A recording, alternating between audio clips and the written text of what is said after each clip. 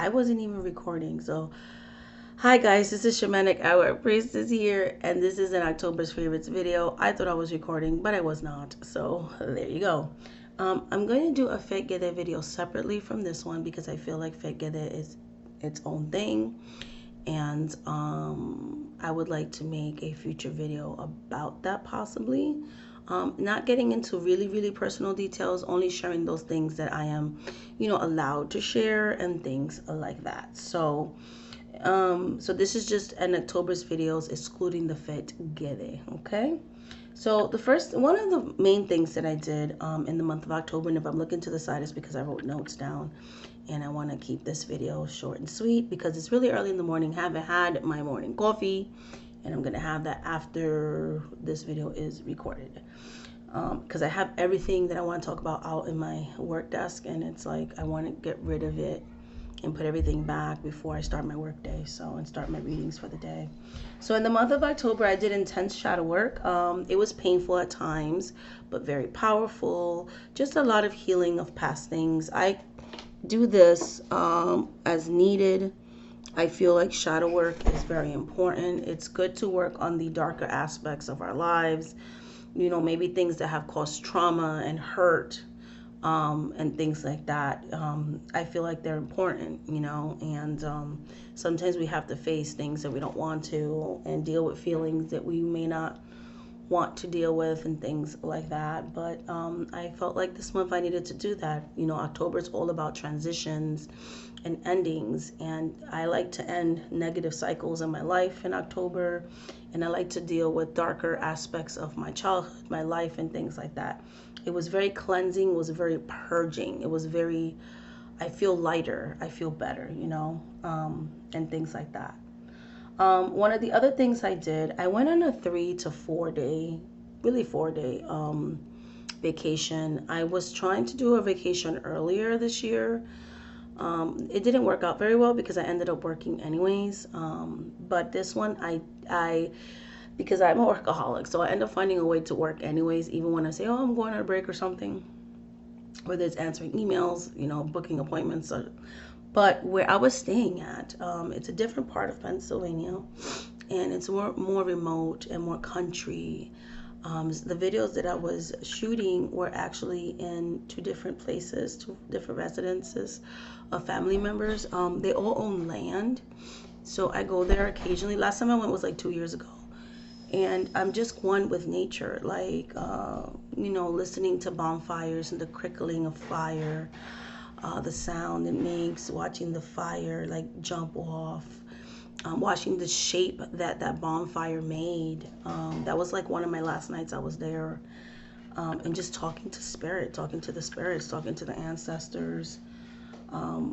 I enjoyed the quiet time. Like, not, I love working and I love helping people, but I kind of liked, because even on my days off, I'm always on the phone or watching TV or, cleaning the house, finding something to do. And it was nice to just sit in quiet. Like, there was times I didn't know what to do with myself. Watching the turtles in the creek, watching the family member that I was staying with, the lizards in the backyard, or watching the the elaborate habitat they created for their lizards indoors.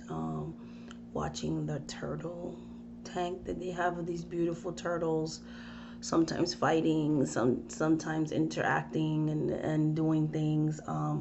It was nice watching at night the stars. You could actually see like the stars in the sky. You don't really see that in where I live at in Pennsylvania. I live in the city, so you don't get to see that. You are listening to the hustle and bustle of every day, and there is just quiet.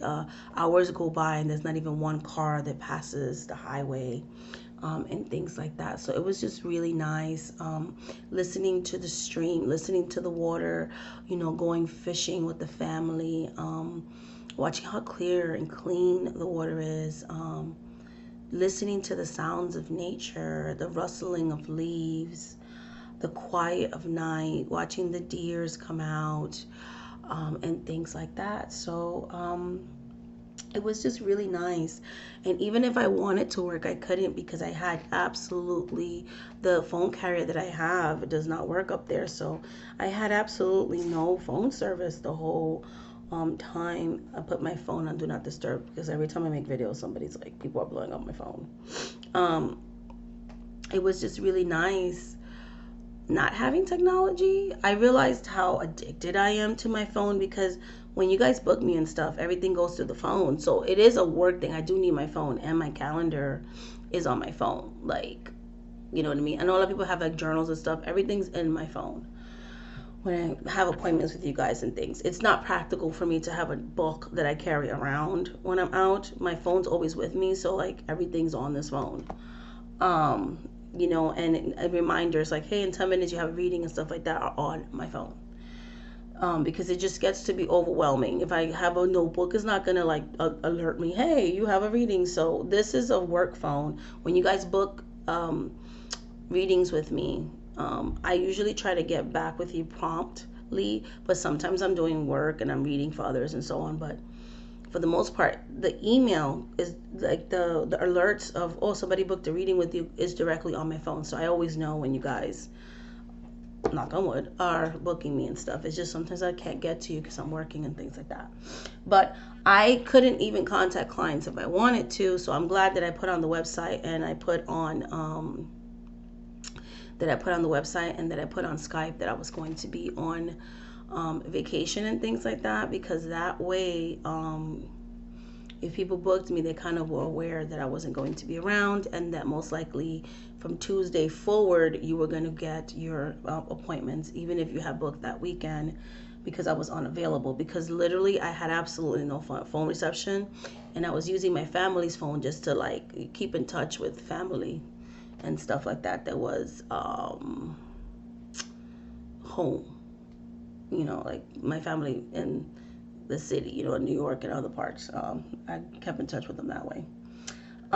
As a root worker, it was a challenge for me to take these 3 or 4 days off, and as a mother, because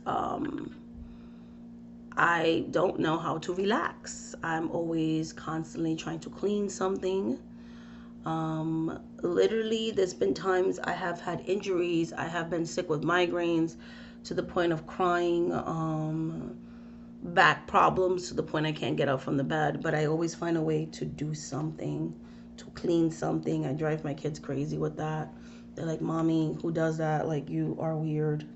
Stop it, whatever. But that's just how I am.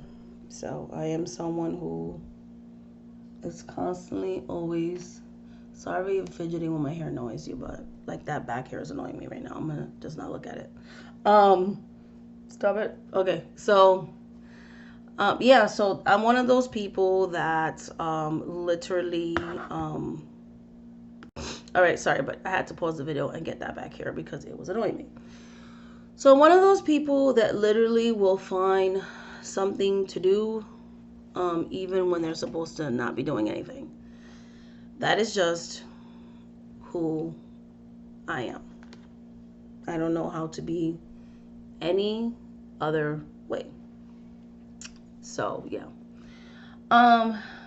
So, and then when I'm not being a mom, like doing spells for you guys or doing readings for you guys or contacting you guys and just updating you guys and answering correspondences. So I didn't know how to just be. So it was a challenge for me this month, but I'm proud of myself. I took those 4 days. I'm re-energized and I'm replenished despite this cold that I'm fighting off right now.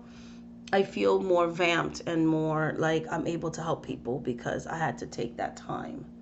I was feeling very drained prior to going. I did hurt my ankle this month crossing the street. And it was swollen for like 24 hours and I couldn't like take my daughter to school. My older son was able to help me with that, thank goodness. And that was a challenge in itself, like staying in bed and letting my foot heal. It still hurts to bear weight on it somewhat, but I'm getting around and it's healing and I'm on the mend, and things like that. So prior to injuring my ankle, I have been walking 4 times a day, at least 5 days a week, and that has been really good for my heart, and things like that. It's not long, like 10-mile walks or anything. It's like 20 minutes here and there intervals. So short walks, brisk walks, and things like that. Because my daughter, her busing got cut off this year, as I mentioned before, thanks to the current administration or whatever. So I do walk her to the school, and I think it's been good for my heart. So that's a good part. We will see when it starts to snow and things how that will be. And I might be like, we're driving now, but for now I've been trying to walk and stuff, so we'll see how that goes. So those are the things that have been happening this month. My favorite things this month are, yes, this Santa Muerte cup that you guys probably seen in a lot of my recent videos. My oldest daughter got me this as a gift, along with pumpkin liquid creamer, because I love coffee, and pumpkin spice Dunkin' Donuts coffee. And then she got me a Santa Muerte cup, and I love this coffee cup so much. It has like a little skeleton thing there. You probably can't see, but I've been enjoying drinking that. She got me that with a little extra money that she's earned. And as you know, college students don't really have a lot of money. So it was very sweet. And I just think she's the cutest thing ever, for getting that for me. I've been enjoying burning this candle. I got this from Bath and Body Works. It's an earth sign candle. I like burning it whenever I'm doing meditations and self-healings on myself and things like that. Like, it has been beautiful. It has a nice earthy scent, and it's from any earth sign. So I'm an earth sign, so I've been loving that. And I've been burning this one too, when, like, before I will start reading or something like that. It's a good stress reliever. It smells absolutely amazing. It has eucalyptus and spearmint essential oils, and it literally relaxes me. Like, I literally love it. Like, it's so good. And I get them on sale, like in Bath and Body Works, when they're like 50% off, or buy one get one 50% off. So I'll stock up annually on a couple of those candles, and I love their candles. So I still love my dollar store candles, but I do like to get their candles when they're on sale and things like that. So I also been enjoying my skull candle, my scully candles. You can see it's almost burned all the way through. I've used this a lot for the healing that I was talking about and the shadow work that I was talking about. So on myself, I use skull candles for other stuff too, but this one particularly is more of a homage, using it on myself, things like that. I love this candle so much, so I've been using that. I've been enjoying my psychic tea, and this I got for like a little bit, maybe over $1 at the Dollar General, I think. And yeah, I've been enjoying this psychic tea. The spirits, one of my spirit guides, gave me the recipe for this in a dream, and I put it together, and I literally feel the vibrations of this tea when I drink it, which I'm probably going to drink it after I drink my coffee before I start my work day. I love it to use it when I'm going to do readings and stuff, which is mostly every day, at least 5 or 6 days a week I'm working. I love this tea. Like, it really just makes me feel on that whole higher level. I'm not going to share that recipe. It's one of my secret recipes, okay? But yes, I've been loving the psychic tea, and things like that. I've been enjoying these beautiful, got these from Spencer's, and no, I didn't do a Spencer's shopping haul that day, but because I don't always share everything that I buy, but it's really cute. I don't know if you can see it. It's a heart chakra, like a pull bracelet, but it's a heart chakra one, and it's really beautiful. It has like the green crystals and the heart chakra symbol. So I got that one, and I got third eye, and I've been loving them. I've been wearing them and things like that. I love spiritual jewelry, so those are two new spiritual jewelries. And then I've been burning the 7 chakra incense. I burned the root chakra, which I'm almost done with, and I finished up the crown chakra. So I've been working a lot with the finishing up my work with the crown, with the crown chakra this month, and then continuing on with my root chakra work. One of my newer crystals this month is the serpentine crystal. I want to make a crystal collections video just to show you guys my pieces. I don't have the biggest crystal collection. I've seen like some crystal collections, but I do have a nice collection, I think. So I can do a video on those and share what I use them for and maybe some properties of them if you guys are interested. I'm thinking of doing that next month. So let me know if you guys are interested in the comments below. Okay.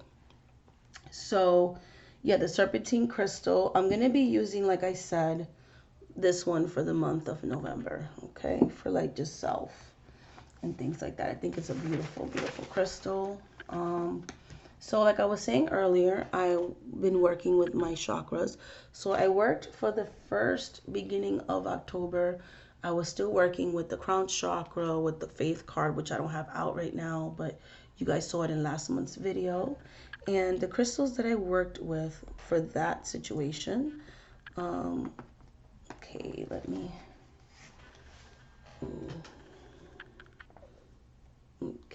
me, trying to adjust here. Okay, so I used this beautiful Merlinite heart. I have an obsession and a special collection of heart crystals, which I'm going to be sharing with you guys in a future video. So Merlinite, when I was working with my crown chakra. I had a palm stone, but one of the spirits took it, so I bought myself the heart form.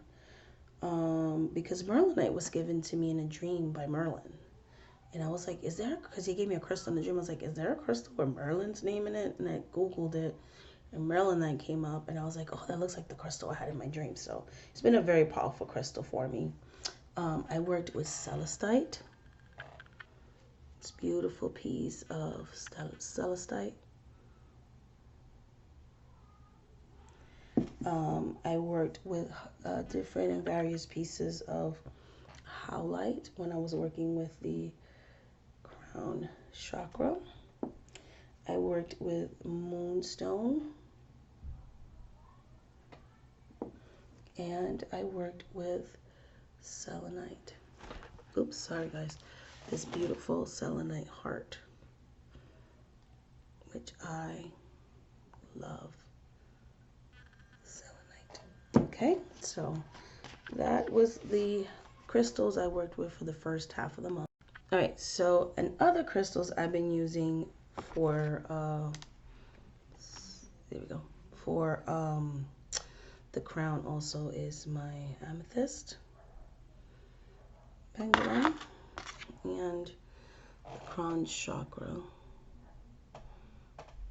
amethyst. I also been using my fluorite for studying and reading and things like that, and writing and things like that, because I'm rewriting some things for the courses that I'm doing in December and things like that, final touches, so on and so forth. So yeah, and then I have some other sessions and other classes I'm going to be doing in courses in the future that I'm really excited about, that I can actually talk about now because it's coming to fruition. So I will tell you more about that by next month, at least by next month, or maybe December, like in the next couple of months. So more details about that. And yeah, so I just showed you guys the amethyst chakra pendant and the pendulum and things like that. Hopefully my audio didn't go out. We will see. Then I worked with for the rest of the month, my root chakra. Okay, and the crystals that I worked with the rest of the month for the root chakra are earthstone. I worked with the beautiful smoky quartz. I worked with red jasper. Give me one. Drop the crystal. Red jasper. I worked with Hematite Heart, and I'm still working with the Hematite Heart. And this beautiful red jasper pendulum for healing, and beautiful pieces of red calcite. I love calcite. And jet stones, very good for grounding and things like that. So those are the crystals I worked for the root chakra. Alrighty, so those are the crystals that I worked with in the month of October. Sorry that, and I'm continuing to work with, and some that I'm planning to work with for next month. Sorry about that, but literally I had to put some stuff away. I needed to make space in my desk because it was like cluttery. So on to the decks that I worked with in the month of October. I worked with the original tarot, and I use this mostly for my professional readings. I love the Rider-Waite-Smith. This is actually my favorite version of it. A lot of people like the redrawn versions of the Rider-Waite, like the universal. I do like it, but it's missing symbology from the original, the actual like Pamela Coleman Smith original drawings and things. So I like this version better. I like the coloring. Second close, it will be the Centennial, but this is by far my favorite. Third would be like the albino. But I don't like the cardstock in it, so I kind of got rid of the deck because it was unusable for me. The new cardstock on it was very flimsy. I'm not liking the new US Games cardstock in some of these decks. But anyway, so yeah, I love this deck very much, and of course always gives me great readings and things like that. So I did use this, and I'm still using this one. I'm gonna switch it out soon for next month's working deck. But yeah, I've enjoyed working with this deck very much in the month of October. Okay. Other decks that I worked with in the month of October has been the Halloween Oracle deck. I still have it as my daily one card pull. Okay, this is not the deck, so I'm gonna put this back. I pulled out the wrong deck. Okay, dropping things on the floor here. Like I said, I just have a bunch of stuff out, so it's like crazy. But yeah, my hair is getting on my nerves. I think after this video I'm gonna tie it up. Like, it's like literally getting on my nerves. So the Halloween Oracle, and like I said, I'm feeling under the weather today, so my hair's like really annoying me right now. Yeah, so the Halloween Oracle, I've used it. Okay, that's upside down. As a one card pull. I only use this deck for the month of October once a year. It's not a deck that I use all year round. It's literally a seasonal deck. So if you know how people do like autumn decks, this will definitely be a autumn deck for me. But yes, this is like the only Oracle deck that I used in the entire month of October. And I love it. Like, I love using it for Halloween time. It's fun. It's great. And yeah, so the Halloween Oracle has given me some really great readings, some positive readings, which is yay. Who doesn't like positive? And because I'm trying to create some things right now in my personal life, so it has been very comforting and very like solidifying and supportive kind of thing. It's been like that friend that cheers you on when you're trying to do stuff that you're scared to do. So I've loved the energy of that one. I worked with also, this one is not such a hugger. Give me 1 second, guys. I'm gonna put some of these back so I can make like, okay, back. Okay, so another deck that I worked with in the month of October is the Golden Dawn Magical Tarot. I got very in your face. Love the guidebook in this one. In your face type of readings that were kind of on the darker. And when I mean darker, I don't mean evil. I just mean like if you don't want to deal with certain things, then I wouldn't read with this one, because for me personally, because it gave me messages that were like in your face type of situation. And no, it is not my art style, but I was intuitively drawn to get this deck, and so I did. And it's just been, the card stock is not even great either, so I don't know how long it's going to hold up to use, but it's been nothing but good for me, but very in your face. In this deck, I got a lot of Seven of Pentacles, Five of Cups, Three of Swords, Five of Pentacles. So a lot of purging, purifications, a lot of the not so good messages, not the kind of stuff you want to hear, but, you know, it did its job. It doesn't tell me what I want to hear. It tells me what I need to hear, whether I like it or not. So, so that's how that went with this deck. Then I worked with the Dreams of Gaia. Love this deck. Love the guidebook. Love it, love it, love it, love it. This deck always feels very October-y to me too. I first purchased it in September, so I do tend to be drawn to this one in the autumn too. Oh.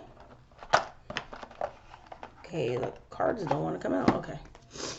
So I worked with this one too in October, the Dreams of Gaia. And I loved working with it. It was just a great deck. It's a lot of reversal cards for me. So a lot of darker aspects, a lot of self-work that was done with this deck this month. I did get a few positive messages, but I got a lot of like potential blockages, which goes back to me talking about having to do a lot of self-reflection and shadow work, which is something that I do look forward to in October. So I did have very beautiful, as I always have had, experiences with the Dream of Gaia. I am not a trimmer, but I am possibly going to be trimming this deck in the future because it's very chipped, and I don't like the newer version of it. I always said if anybody has the first copy of this, the first edition, I would buy it off you or trade for it or whatever the case may be, but I would love to have a backup copy of the original version of this deck, not the newer edition. I don't trust to buy on the internet because a lot of people advertise having something and they don't. And I don't want to waste money on something that it's not the real thing.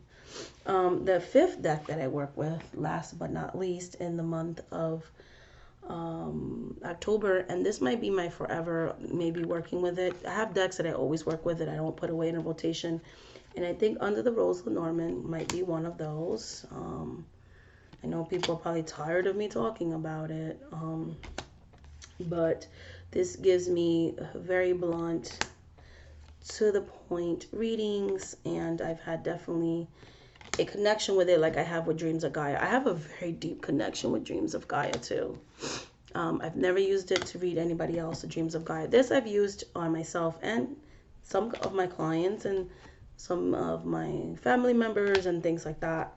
And the readings have been spot on. So, but yes, so that is Under the Rose Lenormand, and those are the decks that I worked with in the month of October. October has been a beautiful month, and struggles with the injury, but it also was a nice month of me getting in touch with nature. When I went on this spiritual trip, I did not take any decks with me.